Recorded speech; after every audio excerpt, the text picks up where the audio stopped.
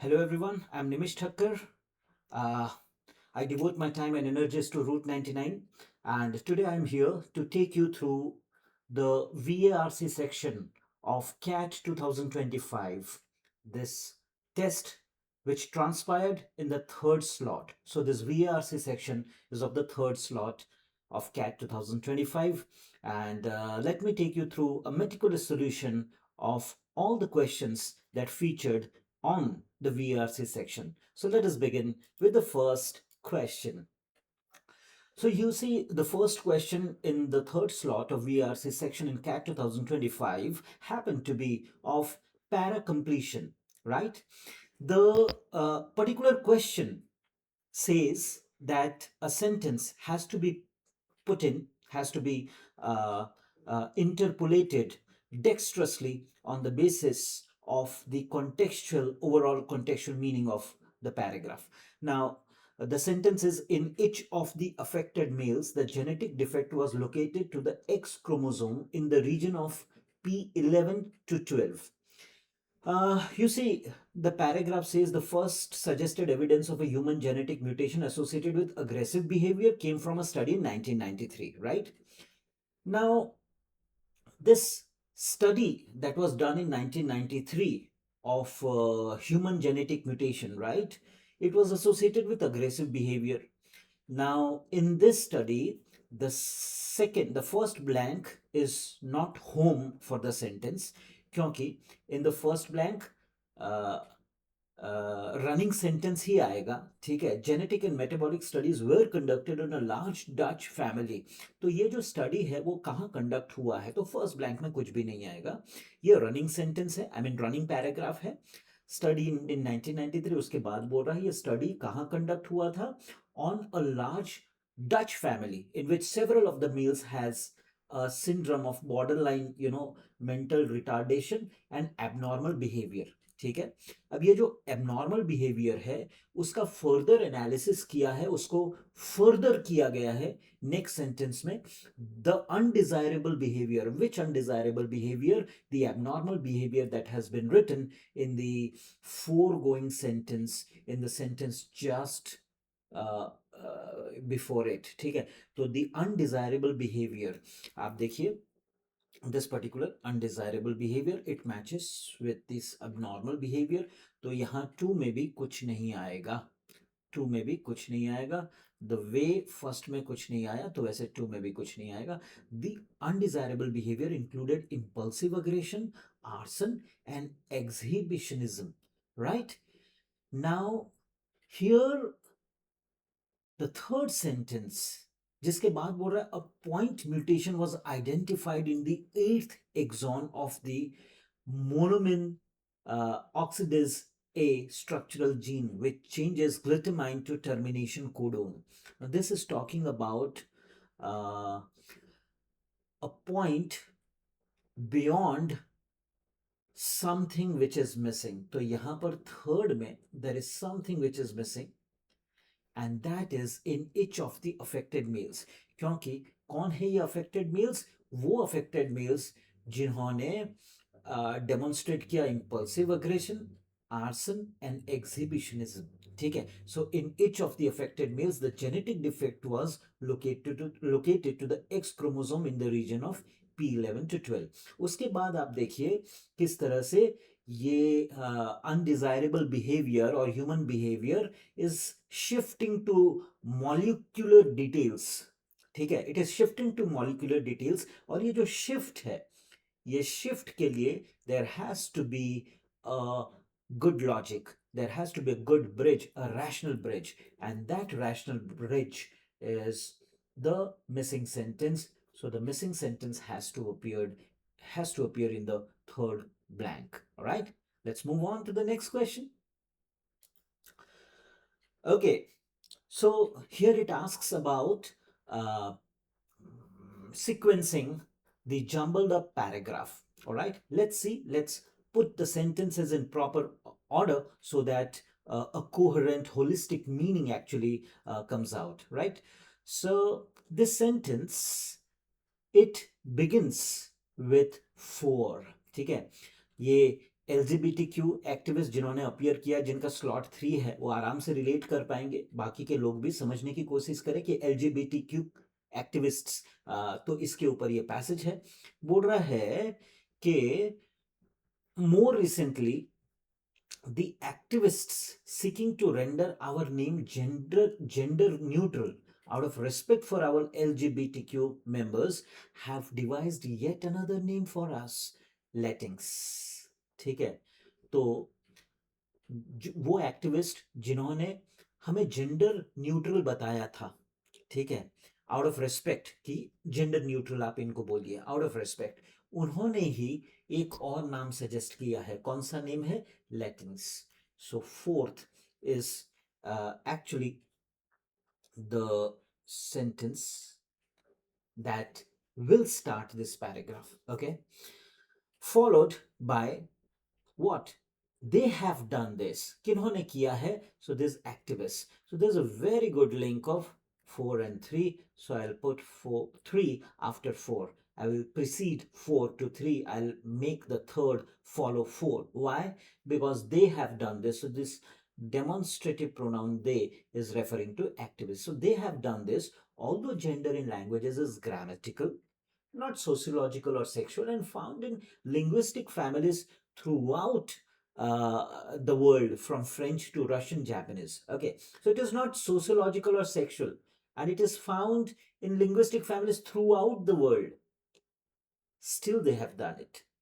Okay, then it goes on to give an example of this particular thing as to how it feels to be called Latins, okay, because they already had a number of names.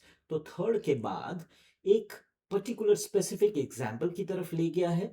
Third will pair up with the first one. When I asked the distinguished LGBTQ activist and writer Cherry Moraga whether she uses Latins to refer to herself, okay, she tells me, I worked too hard for the A in Latina to give it up.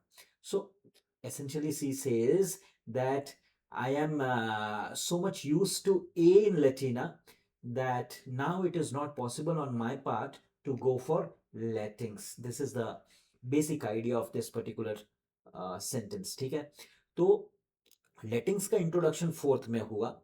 अब fourth के बाद बहुत tempting है कि हम first के तरफ जाएं, फोर्थ के साथ फर्स्ट का हम क्लबिंग करने का टेम्पटेशन हमें रहेगा, but then no, this they in the third will actually prompt us to not go for one directly, but to put one after three. So 4, 3, 1 because of specific example. And finally, it gives a general statistics. It gives general statistics that of our accumulated ethnic population, only a third use Hispanic to identify themselves, and merely 14 use Latino, and less than 2% recognize Latinx. Okay. Now, this particular जो ये second है, ठीक है, ये conclusive remark है. Statistical figures, ये categorisation of, या तो ये जो है डेमोग्राफिकल परसेप्शन, डेमोग्राफिकल एक्सेप्टेंस वाला जो चीज़ है कि मेरे 14% use Latino, they accept this, है ना, only a third use Hispanic and two, ये आना चाहिए था ओनली आफ्टर द एग्जाम्पल. तो एग्जाम्पल इतना सॉलिड है जिससे कि ये जो less than 2% recognize Latins, that gets justified because of this rock solid example. So we'll put 3 at the last. So 4, 3, 1, 2 should be the best answer. All right, people, let's move on to the next question.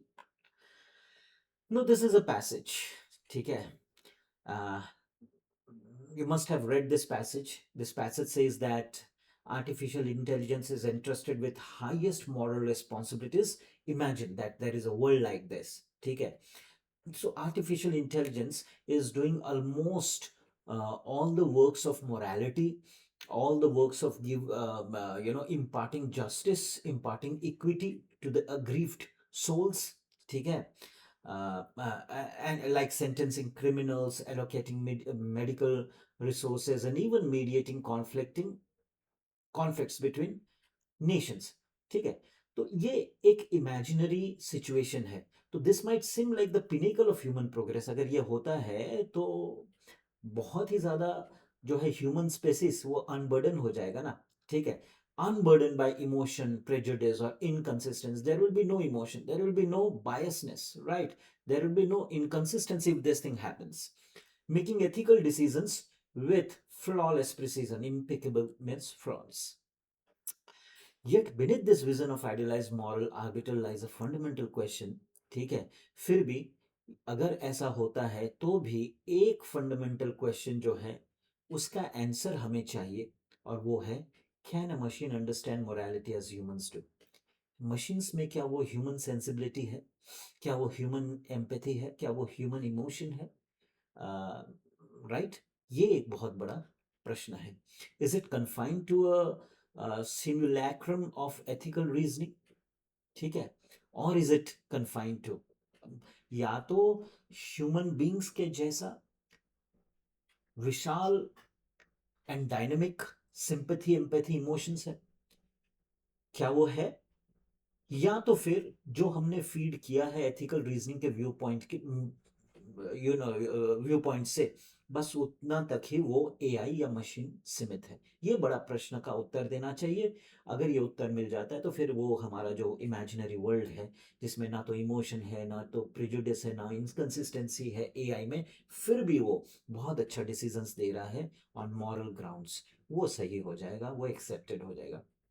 So AI might replicate human decisions without improving on them, carrying forward the same biases, blind spots, and cultural distortions from human moral judgment. In trying to emulate us, it might only reproduce our limitations, not transcend them. तो AI बोलता है कि AI, ये passage बोल रहा है कि AI जो है, अगर हमें कॉपी भी करे तो हमारे जितने लिमिटेशंस हैं, ठीक है, उनको वो रेप्लिकेट करेगा, हमें सुपरसीड नहीं कर सकता, हमें सरपास नहीं कर सकता, हमारे इंटेलिजेंस को, हमारे खामियां को, हमारे डिफेक्ट्स को, ठीक है, वो सरपास नहीं कर सकता। But there is a deeper concern, moral judgment draws on intuition, historical awareness and context, qualities that resist formalization. So why AI cannot be trusted with moral judgment tasks? क्योंकि बोल रहा है moral judgment draws on intuition, historical awareness and context. ठीक है, तो इसके वजह से फॉर्मलाइजेशन नहीं हो सकता एथिक्स में, so embedded in lived experience that any attempt to encode it into formal structures risks flattening its most essential features. Ethics को फॉर्मलाइज नहीं कर सकते। अगर हम करने जा रहे हैं तो इस मतलब इनको एनकोड करने जा रहे हैं फॉर्मल स्ट्रक्चर में, तो एथिक्स का जो बेसिक फैब्रिक है, ठीक है, जो बेसिक रेडिमेंट है, जो उसको ग्लोरियस बनाता है, एथिक्स को जो उसे इफेक्टिव बनाता है, वो डिफीट हो जाएगा, right? If so, AI would not merely reflect. If so, AI would not merely reflect human shortcomings, but it would strip morality of the very depth that makes ethical reflection possible in the first place. तो अगर हम formalise करते हैं, ठीक है, तो ethics compromise हो जाएगा, और इससे हमारे शॉर्टकमिंग्स, ह्यूमन शॉर्टकमिंग्स ही नहीं रिफ्लेक्ट होंगे, बट मोरालिटी अपने आप में ही nullify ho jayega. That is what is being said. Okay. Now it is saying that still many have tried to formalize ethics by treating certain moral claims not as conclusion but as starting points. A classical example comes from utilitarianism. बोला कि नहीं, ethics को formalise किया जा सकता है। एक classic example है यूटिलिटेरियनिज्म। यूटिलिटेरियनिज्म क्या है कि एक फाउंडेशनल एक्सियोम है, मतलब प्रोवर्ब है, अडैज है, ठीक है, that one should act to maximize overall wellbeing. Overall wellbeing, बहुजन हिताय बहुजन सुखाय, ओवरऑल वेलबींग पर कॉन्सेंट्रेट करना चाहिए फॉर्मलाइज्ड एथिक्स को। यह है यूटिलिटेरियनिज्म, ठीक है। It is not based on bias, it is not based on sequencing of certain human beings, or prioritizing certain human beings over others. It says overall well-being has to be maximized. That is what utilitarianism is. Further paragraph, now I'm not explaining the third paragraph more. Again, it says that, but what exactly does it mean to formalize something like ethics again? Okay. What it takes to formalize something like ethics. The question is easier to grab by looking at fields in which formal systems have long played a central. Physics, for instance, has relied on formalization for centuries. Now there is an analogy being drawn with physics. It says physics has different theories. है ना? There is no single physical theory of physics that explains everything. Instead, we have many physical theories, each designed to describe specific aspects of the universe, from the behavior of quarks and electrons to the motion of these theories often diverge. Okay, so there are different physical theories. There is no single physical theories. There are many different, many physical theories, and all these physical theories, they don't converge, they diverge. ऐसा बोला जा रहा है. ठीक है. तो Aristotelian physics, for instance, explained falling objects in terms of natural motion towards ethics. ने Newtonian's metaphysics replace this with a universal force of gravity. ठीक है, ये एग्जाम्पल दिया जा रहा है कि किस तरह से यू नो बहुत सारे अलग अलग थ्योरीज हैं और डाइवर्जेंट व्यू पॉइंट्स हैं जिसके थ्रू से फिजिक्स के थ्योरीज को एक्सप्लेन किया जा सकता है, फॉर्मलाइज किया जा सकता है. ठीक है. ओके. लेकिन ये सब एक कॉमन स्ट्रक्चर के द्वारा हो सकता है और होता ही है. They begin with basic postulate. जो बिगनिंग है वो बेसिक पॉस्टुलेट या बेसिक फाउंडेशनल सिस्टम से होता है. assumption about motion, force or mass, and derive increasingly complex consequences. तो ये this paragraph essentially says that why can't ethics be done the way physics has been done? That means physics has been encoded into formal principles, right? Physics has been formalized. It has been pressed into uh, an algorithm through AI. So why not ethics can also be done? Because ethics and physics, they share almost the same attributes. They work on almost the same wavelength. ठीक है. So they both of them, ethical theories have similar structures, it says, like physical theory, and they attempt to describe a domain, moral landscape in the case of physics. Okay. So this is what the entire passage is. That whatever I said. Okay, let's look at the questions and we'll understand the passage more from the viewpoint of questions. अब question number 3 कहता है, बहुत easy question है बच्चों. This is very simple question to attempt. Question number 3 says choose the one option below that comes closest to being the opposite of utilitarianism. Now, just understand, we have hardwired utilitarianism in our mind and we have retained the meaning of it. Utilitarianism matlab kya hai?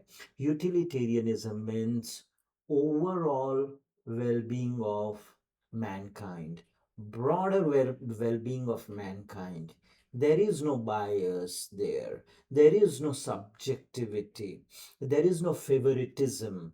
There is no prioritization. This is what the overall, I mean, this is what utilitarianism is. Okay. Something that goes opposite to utilitarianism is an option which talks about biasness, which talks about um, favoritism, which talks about prioritization, and that option is nothing else but the second one. You see, the council followed a prioritarian approach. Priority is not a buzzword in utilitarianism. It's as simple as this. So second is the best answer. ठीक है. तो आपको कहां से मिला sir? तो ये देखिए थर्ड पैराग्राफ में, maximize overall well-being. From this, most can be derived. For example, that is right to benefit the greatest number. Action should be judged by their consequences for total happiness. ठीक है. So this is the best answer.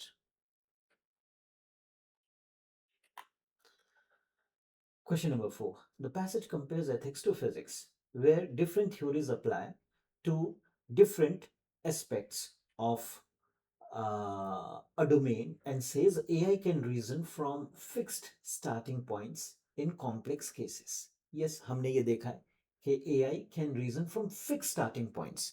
Where is it written? So you see here it says that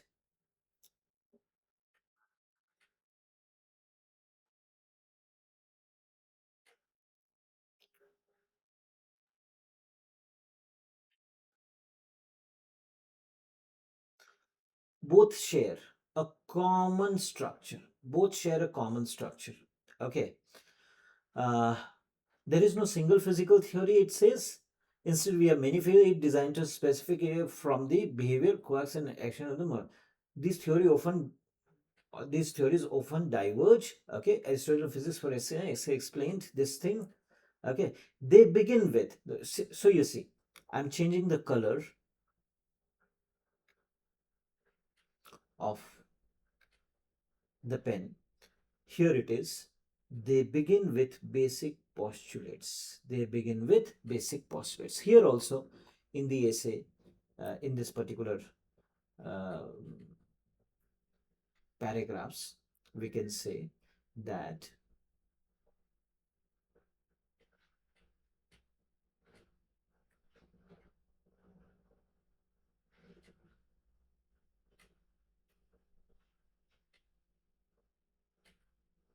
they begin with basic postulates.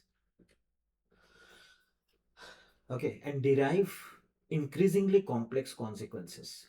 Okay, तो यही चीज बोल रहा है, the passage compares ethics to physics where different theories apply to different aspects of a domain and says AI can reason with fixed starting points. Yes. Okay.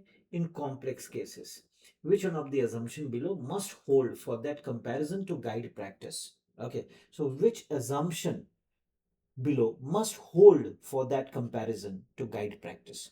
The best answer has to be third. Why? There is a principled way to decide which ethical framework applies to which class of cases. Assumption यही हुआ है. What has been the assumption? Assumption, the author must have assumed that there is a method to the madness. There is a method to the madness. Okay, that means there must be a principle which actually takes up a theory and applies it to a case which is relevant to that theory so that that case can be resolved. Okay, so there are different cases, there are different theories, but then AI has that caliber to pick out the right theory and apply it to the right case. ये assumption author ने किया. What is it that the author must have believed in order to draw this conclusion, which is written in the fourth question here? Okay, so the the assumption has to be that there is a principled way, there is a method to the madness, there is a principled way to decide which ethical framework applies to which class of cases, so the system can select the relevant starting points before deriving a recommendation. This is the best assumption that can be made. Without this assumption, analogy between physics and ethics is just a castle built on sand. It will tumble. It will tumble down. Okay.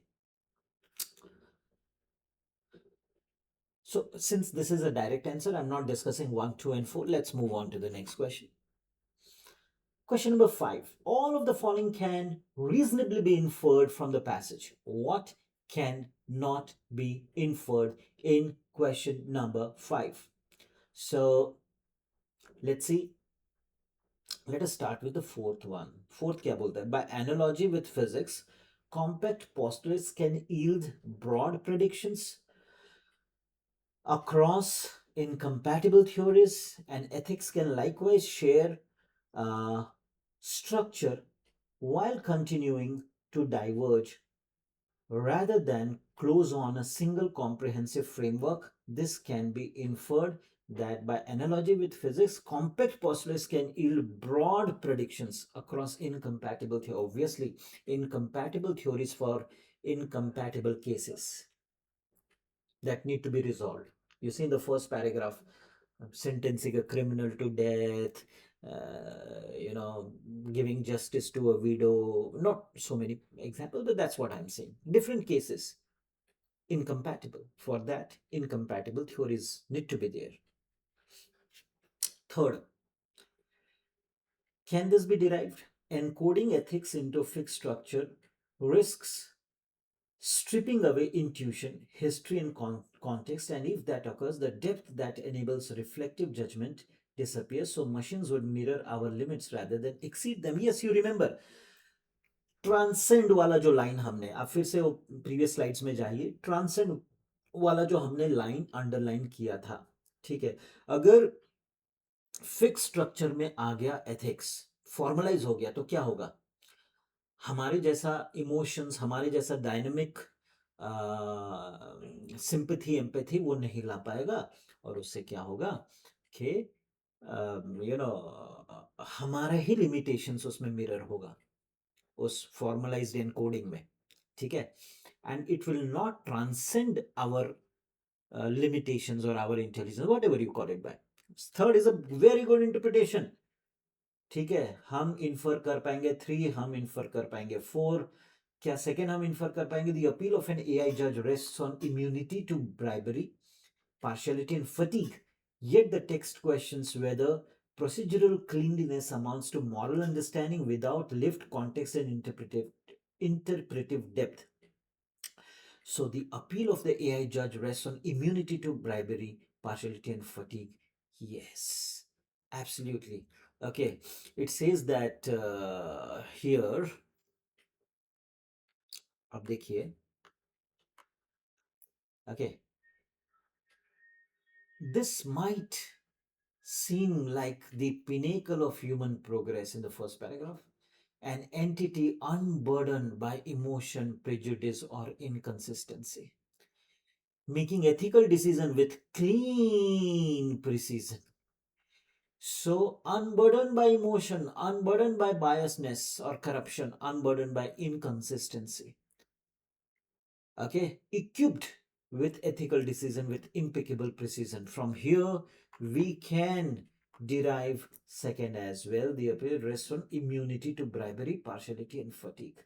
Yet the text questions whether procedural cleanliness amounts to moral understanding without lived context and interpretive depth. It questions कि क्या ये संभव है? ये सबके बावजूद क्या ये संभव है? वो क्वेश्चन जो हमने डिस्कस किया हुआ था. Finally, first, with fixed moral starting points and expending computational resources, the argument forecasts convergence on one ethical system and treats contextual. No. Argument forecasts divergence on one ethical system and treats contextual judgment as unnecessary once formal reasoning scales across domain. No, it the argument forecasts divergence, okay, and not convergence is what we have understood. Okay, here we had written that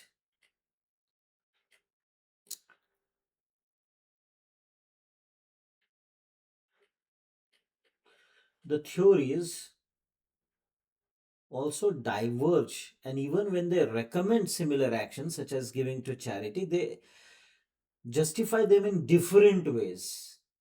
Okay, ethical theories often begin with a small set of foundational principles or claims from which they reason about more complex moral problem. Okay, so here it says as unnecessary, they treats contextual judgment as unnecessary, that is also wrong, and the argument forecasts convergence on one ethical system, that is also wrong. This cannot be inferred. So first one is the right answer. Question number 5, first is the best answer because I cannot infer. All right, let's move on to the next question. Question 6. Which one of the options below best summarizes the passage? So which one best summarizes the passage? Is it the fourth one that best summarizes the passage, the third one, or the second one, or the first one? Hmm? So here जिस हिसाब से हमने passage को समझा है कि क्या ethics को फॉर्मल एनकोडिंग, एथिक्स का फॉर्मल एनकोडिंग हो सकता है जिसके वजह से वो सारे एथिकल डिसीजंस, मॉरल डिसीजंस लेना चालू कर दे बिना किसी प्रॉब्लम के। ठीक है, सो this is what it is. The best answer is second. The passage weighs the appeal of an impersonal AI judge, impersonal AI judge, one who is not burdened by corruption, biasness, inconsistency, one who has clean precision in ethical decisions. Okay. Weighs the appeal of an impersonal AI judge against doubts about moral grasp. Is it possible? ठीक है, कहाँ है ये? देखो यहीं पर इसी slide में वो डाउट्स कहाँ हैं? Can a machine understand morality as humans do, और is it confined to a simulacrum of ethical reasoning? Is it doubt? ठीक है, it wants that codification can erode case sensitive judgment. Okay, case sensitive judgment को erode कर सकता है. Okay,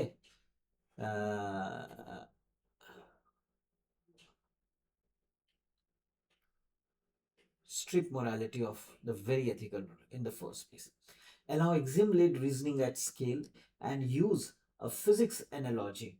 So it wants that codification can erode case-sensitive judgment, allow exim-led reasoning at scale.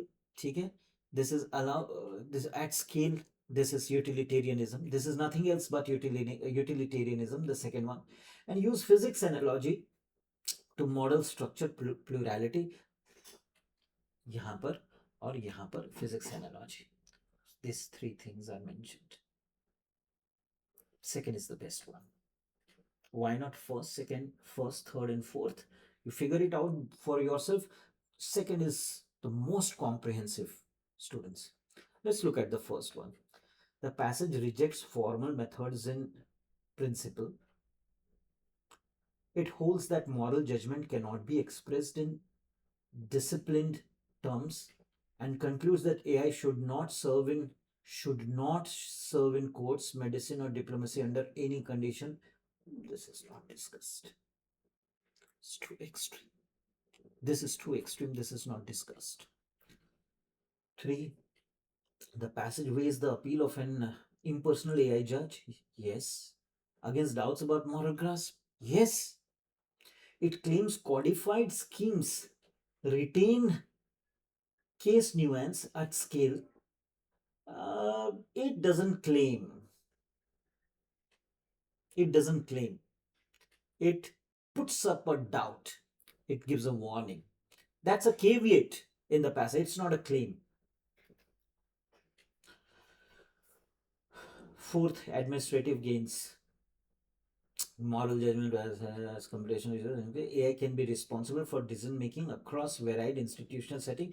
This is too specific. It is not actually a holistic understanding of the thing. So this second is the best summary of the passage. Okay, let's move on. Oh, seventh. Now this is para completion again.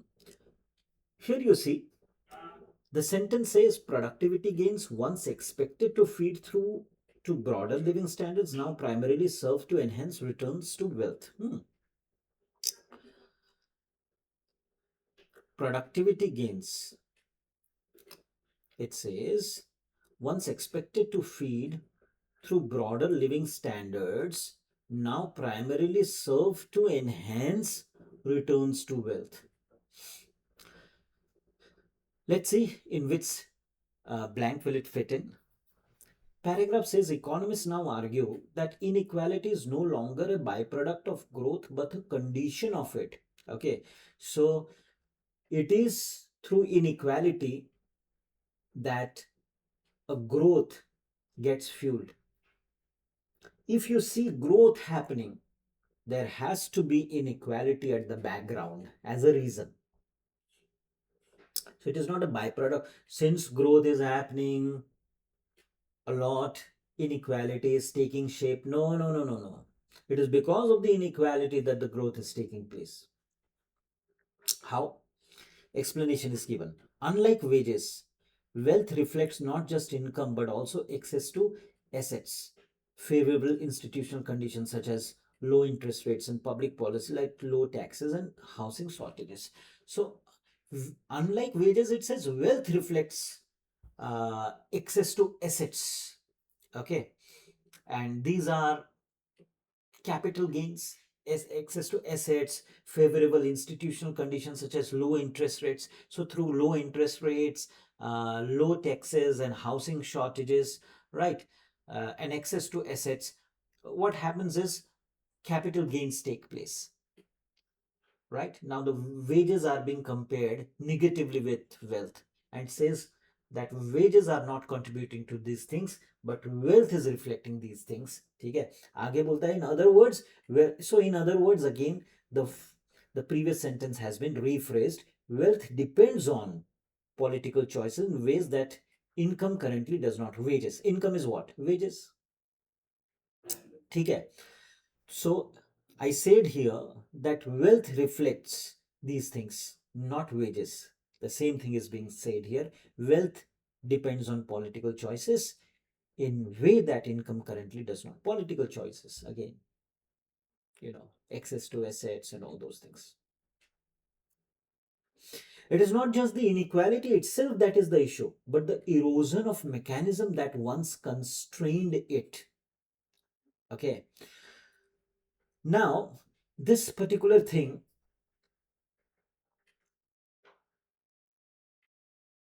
says,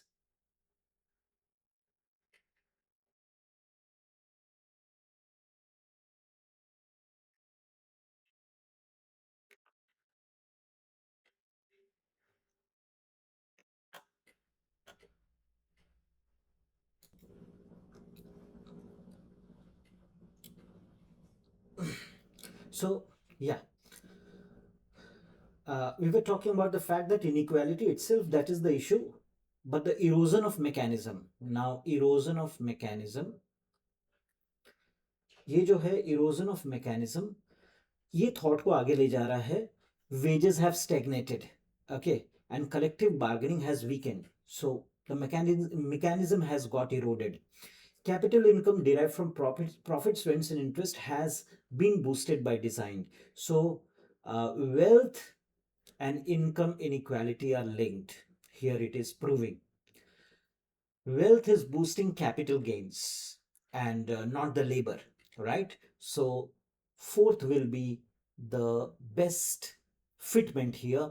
Productivity gains. So, first, productivity gains, one expected to feed through broader livings and now primarily serve to enhance returns to wealth. Okay, so wealth is enhancing capital gains or productivity gains and not the labor, right? So this is happening because of the inequalities. This is the best answer. Let's move on to the next question. This is the odd sentence out wala question. So let's do this question. uh, you see, the overall theme of this particular paragraph, what is the theme of this paragraph? The theme of this paragraph is sea critters or sea plants, right? They are producing oxygen and oxygen is not being produced artificially, it is being produced naturally. So the sentence which is not agreeing to the theme of natural production of oxygen or oxygen being naturally produced, वो है third वाला. ठीक है, so the third wala is talking about the research team used deep sea chambers that land on the enclosed sediment nodules and living organisms. They use deep sea chambers. No, everywhere else the oxygen production which is happening naturally is being said. So third is an obvious odd. Summary thing. Okay, so here in the summary thing you see juxtaposition. First of all juxtaposition क्या होता है? juxtaposition का मतलब होता है placing side by side. ठीक है ना, प्लेसिंग साइड बाय साइड. तो Taylor, returning to Taylor returning to tailor has been juxtaposed, is the juxtaposition of three key things for the mindful Indian shopper. Just because of the three reasons that we are returning to tailor. क्या है ये तीन reasons? है ना? The first is the conscious shift away from the homogeneity of fast fashion. है ना? Shifting away from the idea of 100 other people owning exactly the same Zara trench or coat. मतलब जो homogeneity है, I want to look different. So I am shifting away from the people who look alike in terms of dressing. All right, that's one of the reasons. Second, actual understanding of the waste behind the fast fashion market and wanting not to continue to that anymore. So the second is, I don't want to be a contributor to the waste that is generating from the fast fashion. And the third reason behind returning to the tailor is the shift towards customization and fit. Okay, which is not costly. This is what it is. And the best summary is the first one. Uniformity से दूर भाग रहा है, and shifting away from the West in fashion. I don't want to be a contributor to West. Shifting away from convenience and uniformity, shifting away from waste, and shifting away to customization. You see the preposition to here. Okay, to customization and less. So 11th is, I mean, sorry, first is the best answer. Let's move on to the next question. Choose the option that best captures the essence of the passage. Once again, you see. Okay, so just read the paragraph intently, and it will tell you that. Let me tell you what are the key things in the paragraph. You see, memory beliefs have been investigated, and when memory beliefs are investigated, there are certain points which we should keep in our mind. First of all, everything constituting memory belief is happening now, not in the past time to which the belief is said to refer. So, not in the past time. Okay.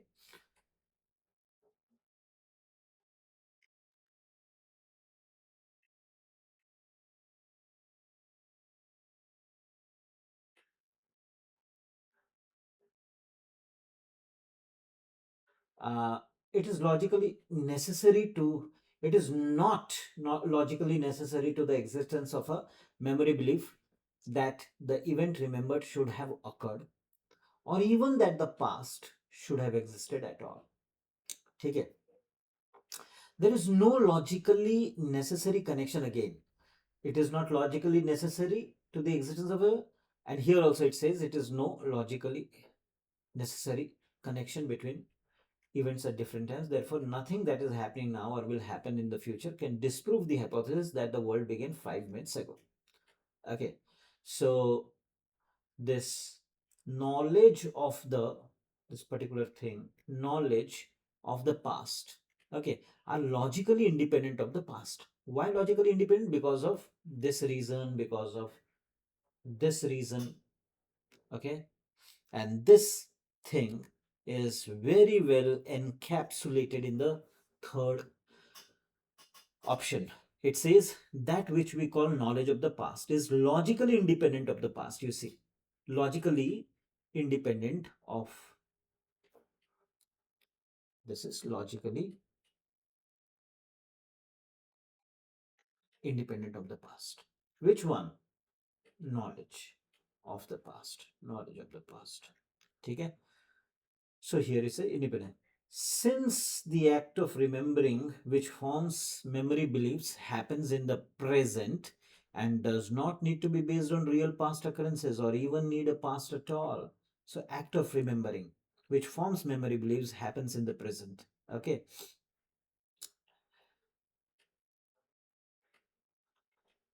Is happening now, not in the past time. and it is not logically necessary to the existence of the memory belief that is happening now, that the every that the event remembered should have occurred, or that have past have existed. Also, it has no relation between the past. So best is the third one.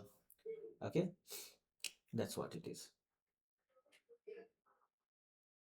Yeah, but first, man, what is happening? It could just be a figment of our imagination. This is out of context.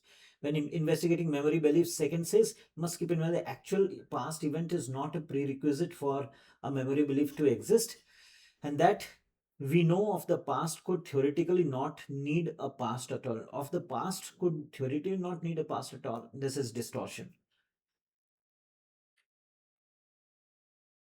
Again, and not on anything else, just as not logically impossible. It is not logically impossible that the world came into being 5 minutes ago, and that everyone, this is world came into being 5 minutes ago has been taken very seriously here, and the main idea is being missed in the fourth one. Third is the most comprehensive summary. Let's move on to the 11th question. Okay, so this passage talks about the fact that the tribal people wanted to have mastery over both space and time. Okay, but then they could not master the realm of space. We put meaning into space by perceiving it in terms of image. The image making faculty is genetic gift to the human mind. This power of imagination helps us understand the space that in. With regard to time, we make connections with the help of memory. One remembers being the same person today as one was yesterday. The tribal mind has a more acute sense of time than the sense of space. Space more has image making faculty which is prominent. Regard to time, we make connections with the help of memory. Making connection is more easy. With space, making images is more easy. Tribals could not master space. Tribals could master time. Okay, यहाँ पर लिखा भी हुआ है. Tribal mind has more acute sense of time rather than space. So, somewhere along the history of human civilization, tribal communities seem to have realized that domination over territorial space was not their lot. Space is not their lot.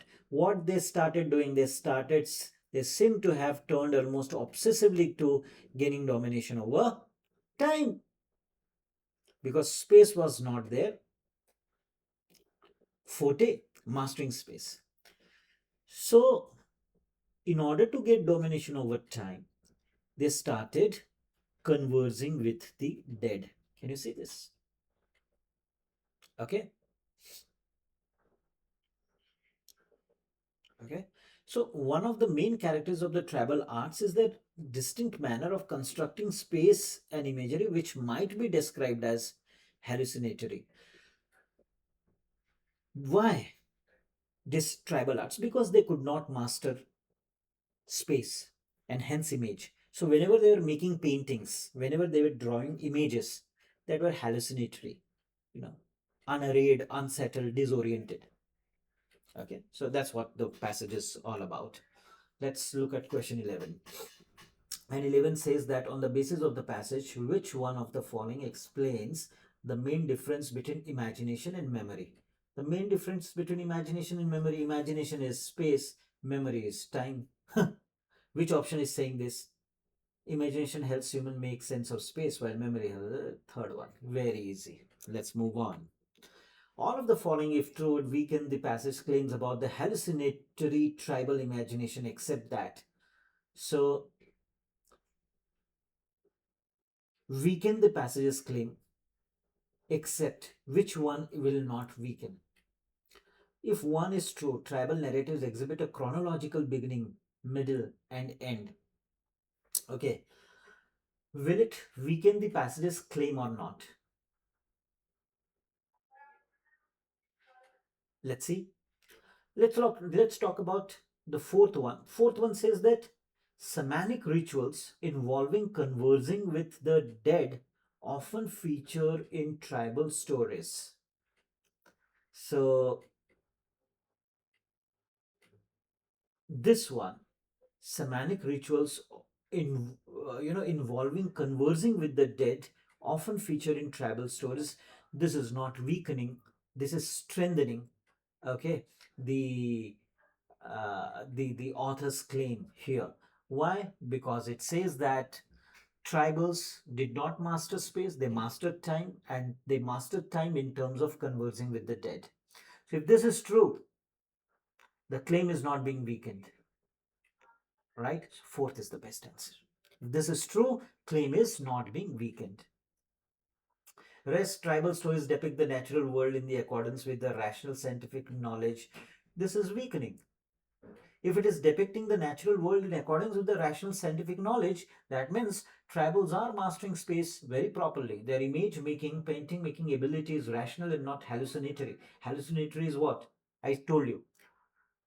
Illusionary, irrational. Tribal art excludes the depiction of the mundane reality of everyday life and objects. So if this is mundane reality, they are into something very serious. This is weakening.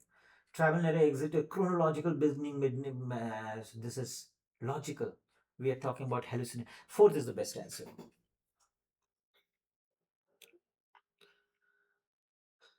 13 says non-human living forms exhibit human emotions in tribal narratives because tribal narratives.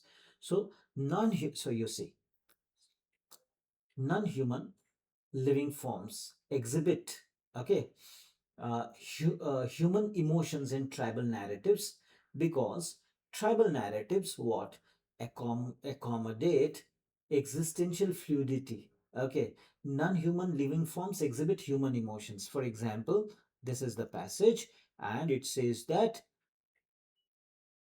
time is a natural and in travel. So oceans fly in the sky as birds. How can ocean fly? But this is what it is. Mountains swim in the water as fish. Animals speak as humans. Stars glow like plants. So there is no boundary. There is no boundary. Okay. Every entity, non-living entity is interacting with each other in a fluid fashion. In a fluid fashion without any boundary. So existential fluidity without any boundary. Third is the best answer. Accommodating existential fluidity. Okay. Third is the best answer. Which one of the following best explains why tribals in India worship their dead ancestors? Because they had mastered time. And the mastery of time can be demonstrated with the help of conversing the dead wala example. So 14, the best answer has to be third one. You read it for yourself. Okay, now this particular passage is on dams. Okay, so dams यहाँ पर बोल रहा है कि dams are spectacular structures. दो dams के example भी दिए हुए हैं जिन्होंने ठीक है. डैम्स का जो प्राइमरी रीजन है, प्राइमरी रीजन क्या है? So here it says that the primary reason of dam is to control flood, facilitate irrigation and generate electricity. ठीक है, ये तो इसके लिए तो डैम्स आर सिग्निफिकेंट. ठीक है, but at the same time dams were also lucrative contracts, large scale employees in the physical instantation of a messianic drive to conquer territories and control nature. Some of the results that drive were charismatic mega infrastructure. Okay, but most of the 10,000 dam that dot on the have drawn little attention. So Hoover on Colorado river and Aswan on the Nile, इसका example दिया है और बोल रहा है कि ये charismatic but charismatic infrastructure रहे हैं. But most of the tens of thousands dams that dot the Earth's length have drawn little attention. These are the smaller, though not unimportant barriers that obstruct the flow of water. ठीक है? So बाकी के छोटे छोटे dams जिन्होंने attention seek नहीं किया या गेन नहीं किया वो अनइम्पॉर्टेंट नहीं है. वो आसवान एंड ये जो है हुवर डैम जितने ही पॉपुलर हैं. ठीक है. So 15 says all of the following statements may be considered valid inferences from the passage except that smaller, though not unimportant dams are safer than large dam projects. There is no mention direct और indirect in the passage जहां से हम safety का inference draw कर सके. So this is the best answer. Let's move on to the next question. Which one of the following sets of terms is closest to mapping the key arguments of the passage? So key argument of the passage क्या है, right? तो यहाँ पर this particular paragraph में क्या है, mega infrastructures को, ये देखिए ये मेगा इंफ्रास्ट्रक्चर को एग्जेम्पलीफाई किया है, इसको एक्सप्लेन किया है. यहाँ बोल रहा है कि बहुत सैक्रिफाइस हुआ है, डेलिटीरियस है ये. ठीक है. Often deleterious. The dams are often deleterious. Okay. Why deleterious? Millions have got displaced. कईयों की लिवलीहुड चली जाती है. ठीक है. और फ्लो ऑफ वाटर जब स्लो होता है तो मूवमेंट ऑफ न्यूट्रिएंट्स कम हो जाता है, टॉक्सिक एल्जाई बढ़ जाता है, अदर पैरासाइट्स बढ़ जाते हैं, दिस दैट. ठीक है. तो ये बोलता है sacrifice. this paragraph is about sacrifice. So I think mega infrastructure, जो फर्स्ट पैराग्राफ फिर सैक्रिफाइस जोन सेकंड पैराग्राफ है, वर्शिपिंग मॉडर्निटी. ये देखिए temples of modernity, such sacrifice have been justified. अरे अरे ठीक है ठीक है. क्यों ठीक है? क्योंकि विकसित विश्व हम देख रहे हैं डैम्स के द्वारा, तो बलि चढ़ाई जा रही है. Temples of modernity. तो ये temples of modernity that is worshipping modernity के बारे में पैराग्राफ है. एंड फाइनली पानी को हम एक तरह से अरेस्ट कर ले रहे, इंपाउंड सीज कर दे रहे, कॉन्फिस्केट कर रहे कि पानी पर हमारा हक है.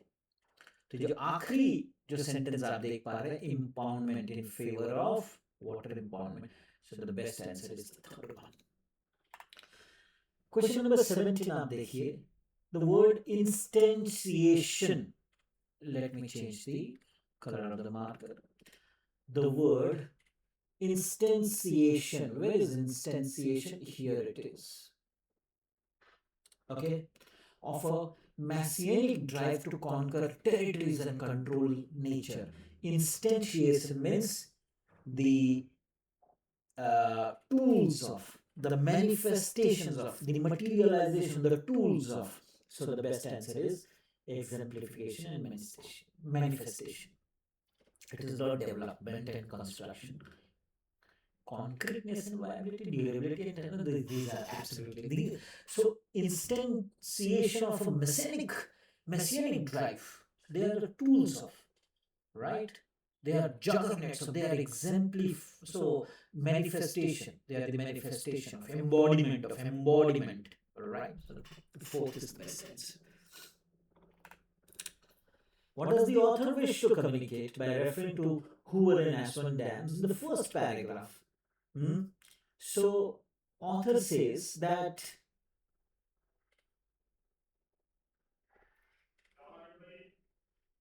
does author say that the Colorado Nile rivers may be seen as thin blue lines? No, that is not what the author wishes to communicate. The designers and builders of these mega structures were highly charismatic. This is not about, this is about the infrastructure that was charismatic, not the designers. So not this one, not this one. The drive to control nature is evident not only in mega infrastructure like Hoover and Aswan but dams, but in smaller dams. Yes, because the smaller dams are not unimportant, not inconsequential. So they are not unimportant. This is what the author is trying to say. Okay, and again, large scale employers, no, wrong. Second is the best answer. Let's move on to the next question. Proper sequencing, let us discuss on the proper sequencing. Okay, here it starts with photography is an ellipsis of language and a condensation of an ineffable social whole.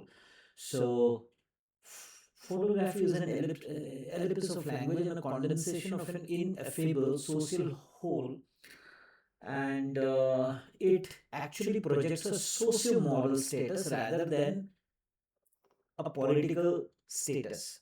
But then I think third will, in as much as, that means there has to be a precedence to three. This is not the right starting sentence. Now you see. 2 is starting. Some candidates for parliament adorn their electoral prospectus with a portrait. Why do they adorn or why do they decorate their electoral prospectus with a portrait? The answer is because photography is an ellipse of language and a condensation of this thing which demonstrates a social moral status. So, uh, 2, then no. This reasoning is again incorrect. After 2, 3 will not take. This, why? Again, the question is why some candidate adorn their prospectus with a portrait? The answer is because the effigy of a candidate. So, candidate, the answer is the effigy of a candidate establishes a personal link between him and the voters. This, after 2, will be the first one. Then we say that now the explanation, more explanation about, since the answer has been given, okay, the further analysis has been done on photography. Photography tends to restore the paternalistic nature of election. Okay, paternalistic nature of election. It is not more about dictatorship nature, but paternalistic. Okay, father figure, father will rule, a protectionism which is from father. So that is why using photography is sensible. And finally, it says that it constitutes an anti-intellectual weapon. Okay, in as much as, because this fourth has been said, again, in as much as photography. So the last explanation on photography is it demonstrates a socio-moral status, right? So third, 2, 1, 4, 3. This is the best answer. So you see, I also took time to make an analysis of this, but this is what it is at the end of it. 2, 1, 4, 3. Okay? Let's move on to the next. Odd one out. Here, the creation of music as an intellectual, here the creation of music as an intellectual endeavor has been talked about. And like, for example, music is a universal phenomenon that utilizes a myriad brain resources, so intellectual engagement with the music, so that the music is created in an intellectual way. And the first one, so 2, 3, 4, 5 are talking about that. First one is talking about emotional impact. So first is the odd one out. Okay, first is the odd one out. Emotional impact of music has not been talked about. Emotions and emotion, so you will see brain resources. Okay, human identity and experience. So human identity is linked more not with emotions but with intellect. Okay, so this kind of attraction to create and appreciate music is ubiquitous among humans, pervasive across permeating daily life across diverse societies. Again, diverse societies because of the identity and creation of music. Creation and appreciation of music is being talked about. And engaging with music again is a cognitively demanding task. It is an intellectually demanding task. First is talking about a very different thing altogether.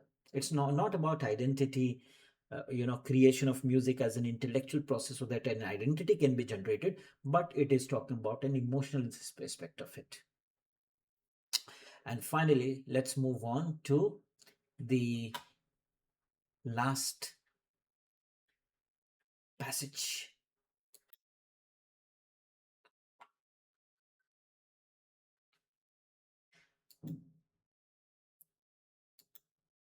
So, uh, this is the passage on the Forest Act drafted by the government of India in 1982. Now, this Forest Act, which was drafted in 1982, was a successor of the similar act that was drafted in 1878. ठीक है, जिससे कि लोग नाखुश थे, मतलब जो local people the tribals वो नाखुश थे, और सिंस वो नाखुश थे, वो 1982 के भी जो ड्राफ्ट है उससे they were completely unhappy, right? And it has been said, let's understand this passage better with the help of question. Now, according to the passage, which one of the following is not common to the 1878 Forest Act and the 1982 Draft Forest Act? So, what is not common? So, you see, 1982, here it says that first one, both sought to establish the state's monopoly over forest resources. So both of them are correct. ठीक है, यहाँ पर the earlier act के बारे में बोल रहे हैं, मतलब 1878 के बारे में बोल रहा है. The earlier act rested on usurpation of right, मतलब हड़पना, जो है अधिकारों को हड़पना, by the colonial state which had little precedent in pre-colonial history. Okay, so यहाँ पर भी उन लोगों ने मोनोपोली क्रिएट करने की कोशिश की थी इस एक्ट के तहत. 1982 में भी you know this was the case. Okay, strict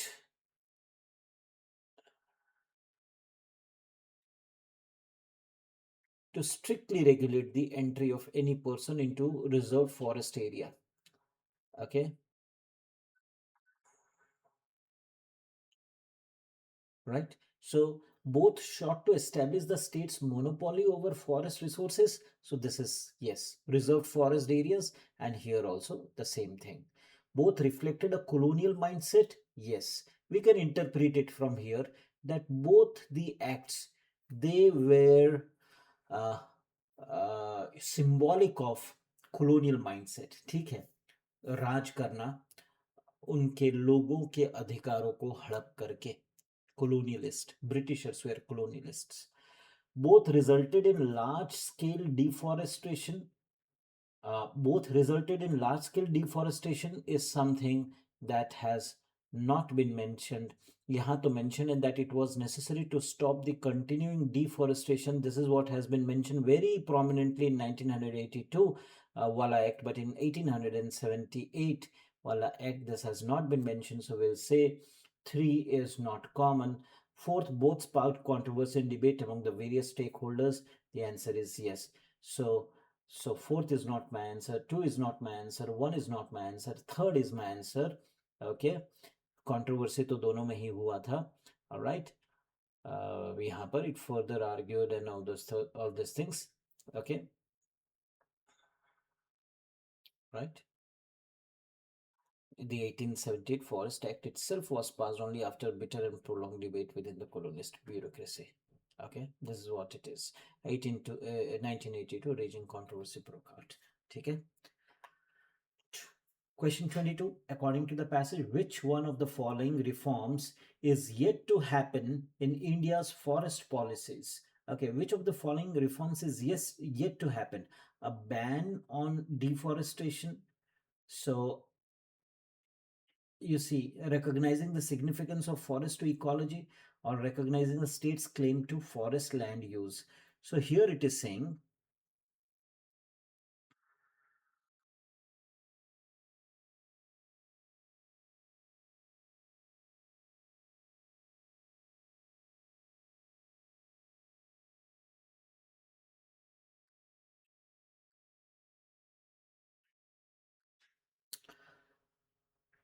at the same time, this particular line you see, at the same time, it has shown little inclination to meet the major demand of the critics of forest policy. What is the major demand?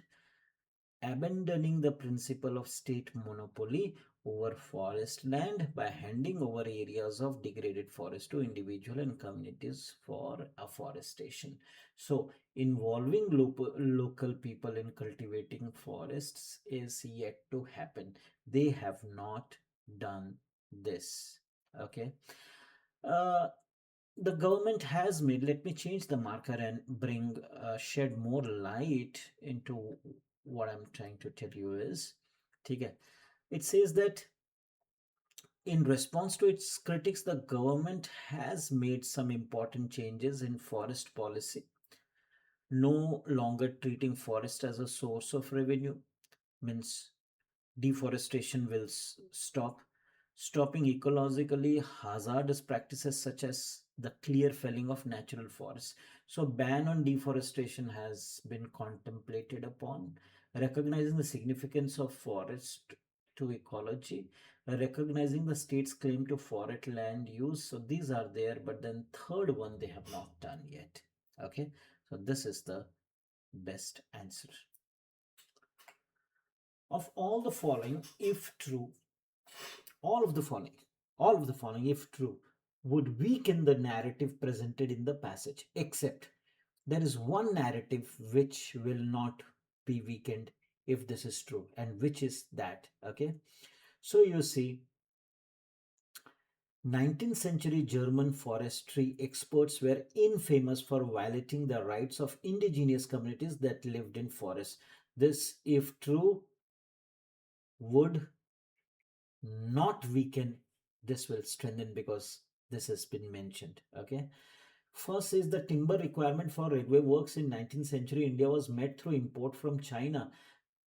तो ये अगर सही हो जाता है तो claim week हो जाएगा, क्योंकि क्लेम ये किया जा रहा है कि फॉरेस्ट को काट काट करके, टिम्बर्स को काट काट करके रेलवेज के नीचे की जो पटरियों के नीचे जो कुशनिंग किया जाता है, जो सपोर्ट दिया जाता है, उसके लिए उस वो बनाए गए थे काट काट करके। फॉरेस्ट काटा गया था, मंगाया नहीं गया था कहीं बाहर से, चाइना से या कहीं और से। तो फर्स्ट बोल रहा है कि अगर मंगाया गया हो तो वीक हो जाएगा, पैसेज का opinion. Second, both the certain tribal groups in India are responsible for climate change because their sustenance has historically depended on. No, tribals were not they were not responsible. The state was responsible. The bureaucrats were responsible. The officers were responsible. ठीक है, for this bureaucracy.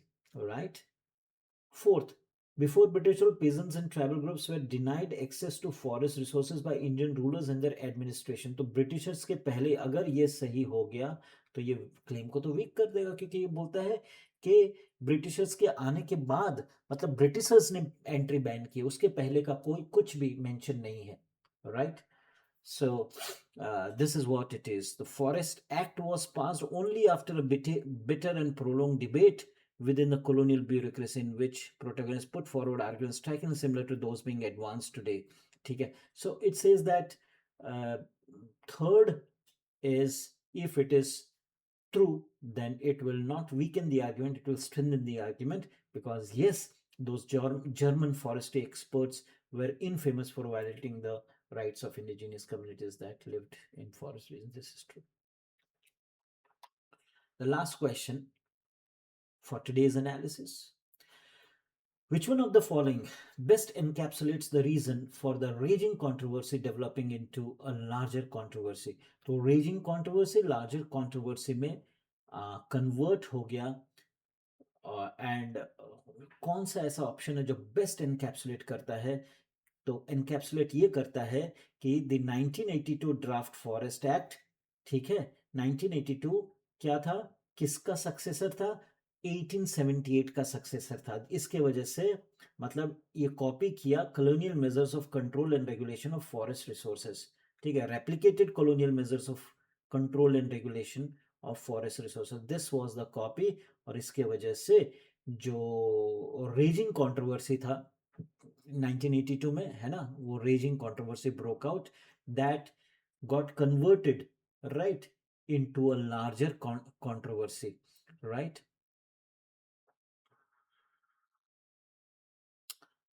It is written somewhere over here, it was converted into here it is, the debate act fueled a larger controversy from raging controversy. So you see, from a raging controversy to larger controversy. Okay, why? Because 1982 was a replica of colonialism that found expression in 1878 Forest Act. That's the reason. What is one saying? The 1982 Draft Forest Act further enabled the commercial exploitation of forest resources by the forest bureaucracy. No, 1982 actually it banned deforestation. Okay, तो यहाँ पर लिखा हुआ है it was necessary to stop the continuing deforestation. ऐसा लिखा हुआ है, so one is not convincing. The 1982 Draft Forest Act was unjustifiably defended by forest officials in the face of bitter opposition by grassroots organizations. Yes, okay, but this is not the reason why. Uh, this is not the reason why the raging controversy it turned into a larger controversy. This is not the reason. 1982 Draft Forest Act violated the rights of tribal and peasants who lived in and around forests. Yes, again, this is true. But then the broader reason was all those colonialistic cruel measures that found expression in the Act of 1878 found expression in 1982 as well. So that's the reason. Okay, that's it from my side. Thank you very much. Keep learning, keep growing.